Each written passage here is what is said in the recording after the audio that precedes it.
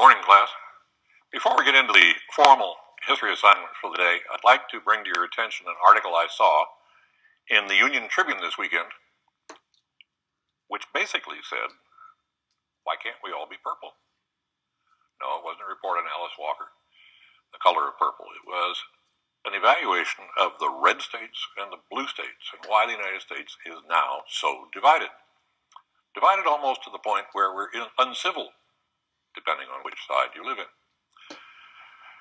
In reality, we've always been, and I'd like to take you back on an historic adventure to realize that social change, political change, economic change, human change takes a long time.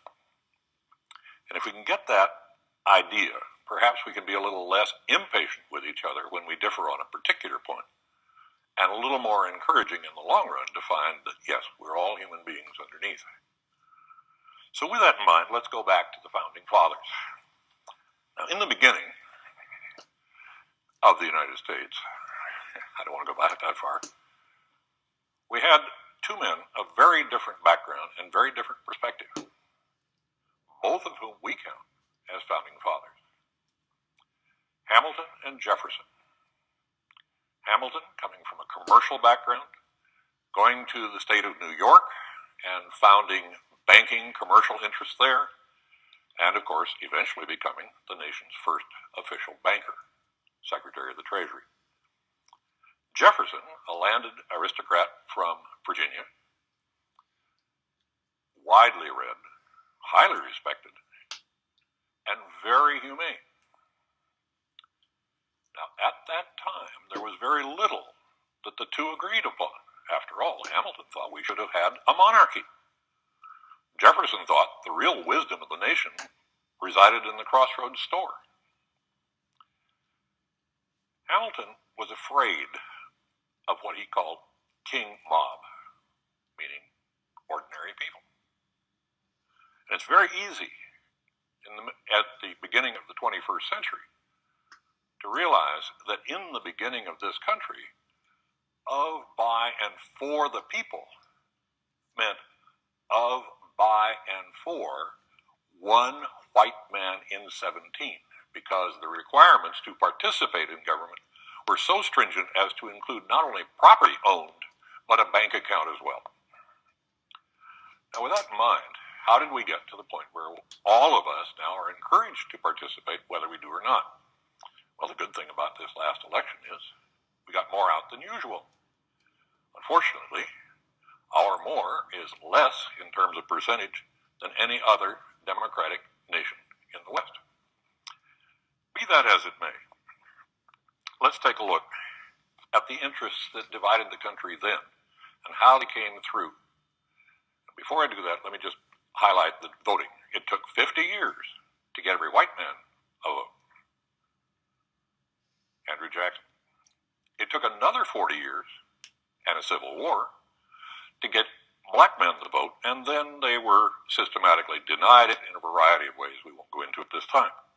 It took another 60 years to get women the vote, and it took another 40 years to get the 18-year-olds the vote, even though they had been the bulk of our soldiers all the time.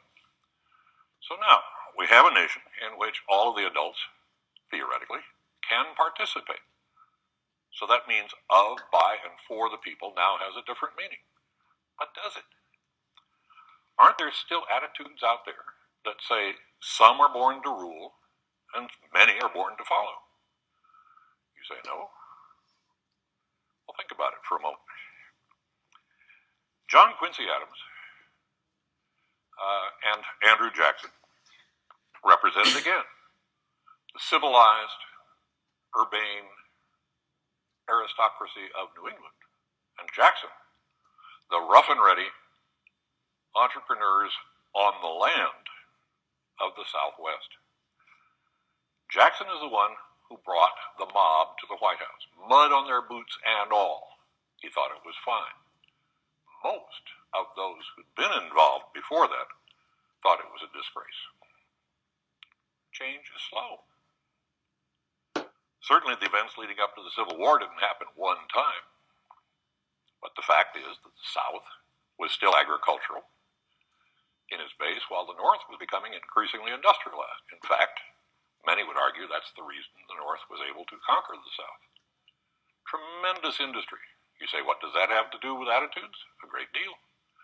Because the industries began to concentrate wealth at the top. Far more than just landed aristocracy, we now had concentrated wealth in commerce. And those two became antagonistic. Throughout the last part of the 1800s, we filled in the nation.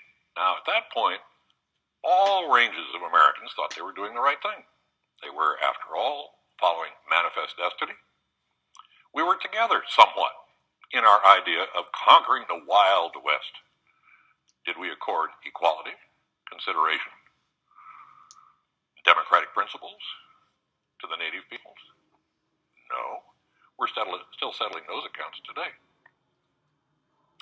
So we've been, as a group, a bit unwilling to accord to our opponents at any stage in our history the same rights we reserve for ourselves. Now that applies when we oppose each other and when we find ourselves opposing other peoples, other cultures, other races and religions. Now, World War I gave us another divide. It produced the regular income tax. We tried a little bit of it at the Civil War, but now it became a permanent fixture. There are two types of taxes, and the government will always collect one or the other or both. One is a progressive income tax, meaning that you increase the amount of tax as the income increases. In a way, you might say, in recognition of the fact that that person is profiting from the culture or the society more than others. So they would have more surplus or more optional money with which to support the system. The other is a regressive tax, and it's on consumption. We all have to consume. If we all pay the same amount of tax on consumption, it's regarded as a regressive tax because it hits most heavily on those least able to pay. You can see where that could lead to some political division. You can see where the tax issue over time probably would lead to a situation where in 1920 we have Calvin Coolidge saying the business of government is business, followed by FDR with Hoover in between, and FDR saying we, the people, must be able to stand up. We have nothing to fear but fear itself. We're all in this together. FDR's reward, by the way, was to be regarded as a traitor to his class. After all, the man was a multimillionaire who'd lived in a great mansion on the Hudson River. How could he possibly take the part of impoverished, 25% of the population was unemployed at that time, people at the bottom? Well, the fact is that he had Jeffersonian ideas. Coolidge understood Hamilton. All the way back to there. Finally, we get to the fact that following FDR's dominance, the Democrats have controlled Congress, or had controlled Congress, for a rather long period of time. The last stretch was some 40 years. Those who are out of power want to get into power.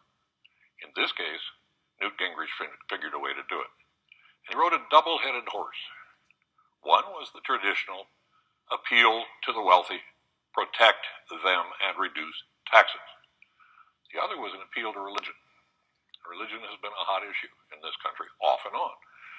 We've had something called the Great Awakening in the late 1800s. You say, well, what does that have to do with the rest of us?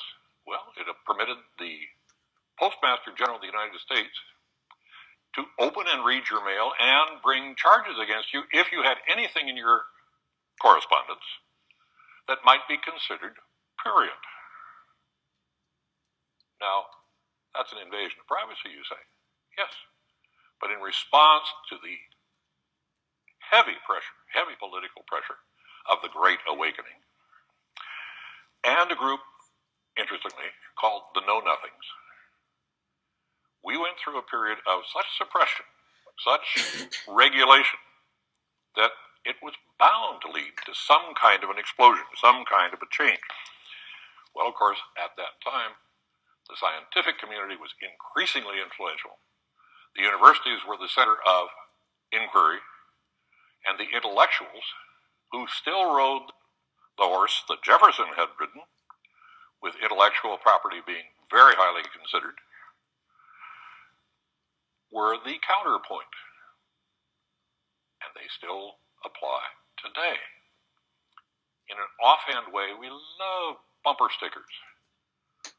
All the media and all the intellectuals at the university are liberals.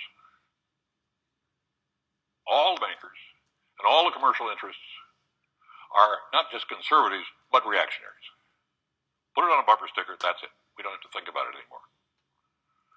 But the editorial in this morning's Union Tribune suggests that if we look at the red states and the blue states, and we say this is the divide, you can find parallels all through history. And I don't mean this review to be at all comprehensive, but it just highlights some of those points along the way in which we've had heavy differences. The suggestion of the editorial is that if you put red and blue together, it makes purple. Now let's see. Are some of those states really purple? Well, Washington State at this time is counting a difference among 3 million votes of 42 in selecting their governor, between a Democrat and a Republican, between a red state and a blue state. The state of Washington voted blue. The people of Washington haven't made up their mind yet, but the red is leading. Other close elections, very close elections. New Mexico, which last time in 2000 was blue, this year went red. Does that mean that all the people in New Mexico have now shifted allegiance? Or does it mean that they just tipped over the edge enough to move into the Republican column? Patience will see us through this. A recognition that we mean well. The hope that we can put this in some kind of historic perspective that gives us an opportunity to realize that the differences are important, that the differences are interesting, that the differences are worth debating, discussing, and compromising on so that we can move forward as a people. Will it be easy? It never has been. Will we be able to? History suggests we will. After all, we've been doing it for 240 years. Thank you very much.